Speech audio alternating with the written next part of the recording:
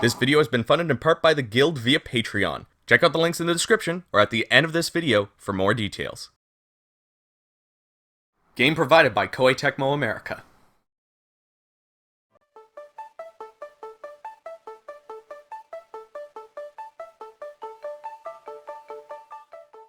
Hello everybody, my name is Gildart, and welcome back to another Pros vs. Cons mini-review. I'm a simple man. I like games with a historical or fantasy setting, I like metal music with heavy riffs and catchy melodies, and I like cute anime girls doing cute things. Lately, I've gotten into reading more romance manga, Horimiya being the big title that I've been obsessed with lately. But even more so than the romance genre, I've dived headfirst into the world of Yuri. Bloom Into You, Still Sick, Whisper Me a Love Song. For some reason, all of these have long, dark-haired senpai and a shorter, pinkish-haired kohai. Really makes you think. But anyways, cute anime girls doing cute things has become a subgenre in and of itself. Gust, a subsidiary of Koei Tecmo, has dabbled in this subgenre through the likes of Atelier. But there were two IPs from Gust that are steeped heavily in Yuri. These IPs are Knights of Azure and the topic of today's video, Blue Reflection. I haven't finished the first Blue Reflection, nor have I finished watching the anime, but now I have to add the sequel Blue Reflection Second Light to my backlog of games. I honestly never thought Blue Reflection would receive a sequel. I didn't hear many people talking about it, even though it was a pretty solid JRPG with some high school slice of life elements mixed in. But let's be honest, the first Blue Reflection just barely missed the mark to take advantage of the magical girl popularity. Now I've heard this entry is really heavily connected to the first game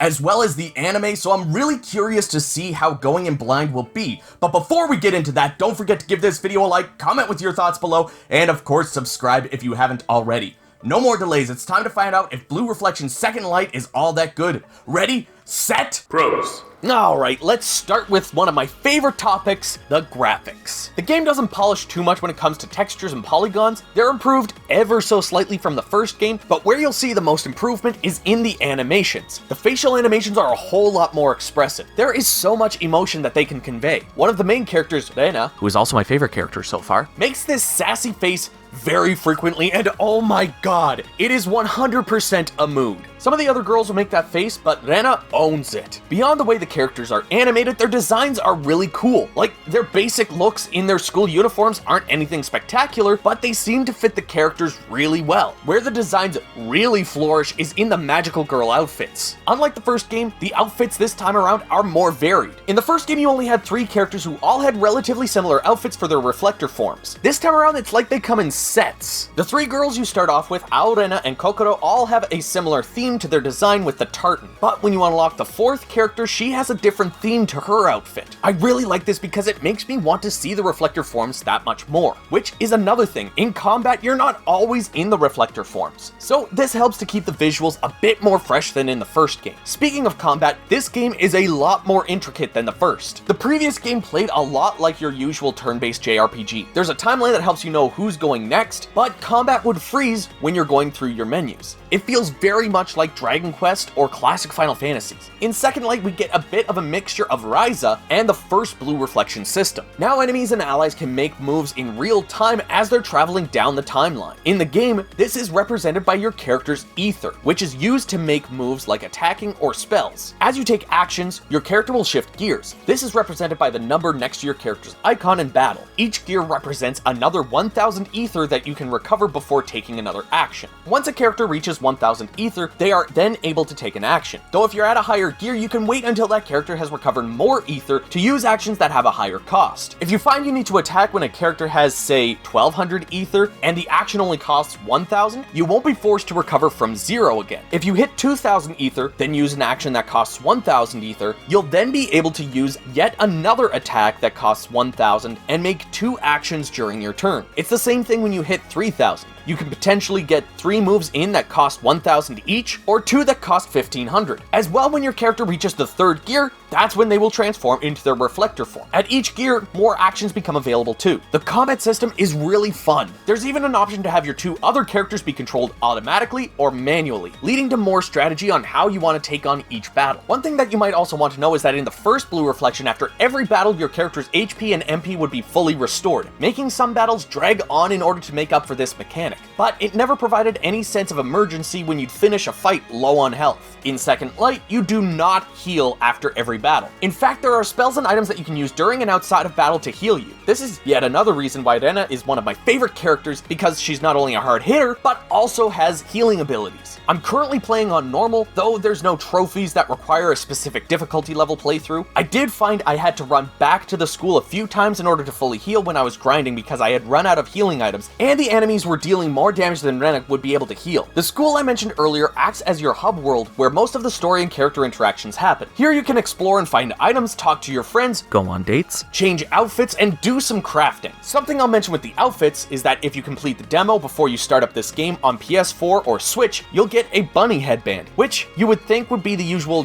Playboy bunny kind of headband, but this is an actual bunny on a headband, which just hilarious to me. Unlike in real life, you will absolutely want to spend loads of time at the school interacting with the various girls and getting to know them more. But more importantly, how is the story? Well, I'm happy to say that this story is better than the first game and the anime combined. And what's better is that you don't need to have any prior knowledge going in. So if you don't have the money to drop on the physical copy of the first game and you don't really feel like watching the anime, you're absolutely okay to jump into the second game. This school resides in the middle of nowhere, a void of water as far as the eye can see. The main girl that you'll be playing as, Ao, wakes up and finds herself here. The only other girls are Rena, Kokoro, and Yuki. They all wear these rings on their index finger, and only Ao retains her memories of before she was brought to this world. They still have their cell phones, but no internet or cellular connection, meaning they can't contact anyone from their own world. However, the app Free Space is on their phones. This is a social media platform for messaging, kind of like Discord. Which you should join my Discord, the link is in the description below. All of the girls find themselves in a chat with Resource, who is supposed to be an AI guide to surviving this world. One day, suddenly, a bridge to another world seems to appear, which the girls dub the Faraway. The Faraway is filled with demons, and it's here where they find out that they can summon weapons from their rings and transform into reflectors. One day, they decide to go deeper to see if they can find any way for Ao to get back home, since she's the only one with memories. While exploring, they find a fragment of a memory which turns out to be Kokoro's. This is where the plot really starts to thicken as they uncover more about this world and their own pasts. I'm going to be honest here, the whole memory loss, magical girl, slice of life fantasy isekai with Yuri undertones is so up my alley. I didn't get the chance to play the demo until I had already received my review code, and I absolutely loved what I had played. The main part of the demo only goes over the prologue chapter, but there is a section that goes a little bit deeper into the story, which I didn't touch because I didn't want too much spoiled for me. This grabbed my attention more than the first game and anime. In fact, I wouldn't mind an anime that adapts the story from this game. But with that said, I have covered all the pros I have so far. Now it's time for the wrath of the cons! So even though I praise the game's character animation and the emotions that they portrayed, I do need to mention that this game does not feel like it belongs in a modern world. I know I'm playing this on the base PS4, but I also know that Gust is capable of doing better in this day and age. We only need to look back at Atelier Ryza 2, which was released earlier this year, and that looks way better. I don't know if they're just reusing the old engine from the first Blue Reflection or what's going on, but I feel like there are so many little things that hurt the visuals. First of all, the resolution looks closer to 720p than 1080p. Maybe it's an anti-aliasing thing, but I just see so many jaggies all over the place. I even booted it up on the Switch to see if the graphics were similar because I felt like that's what I was playing it on. There is still a decrease in quality when jumping over to the Switch, but not by much. I also noticed other little things that stood out to me, like the rain on the windows in the school. This rain effect looks like it belongs on the PS2, not a newly released PS4 game. As well, when walking around on dates, you're forced to walk slowly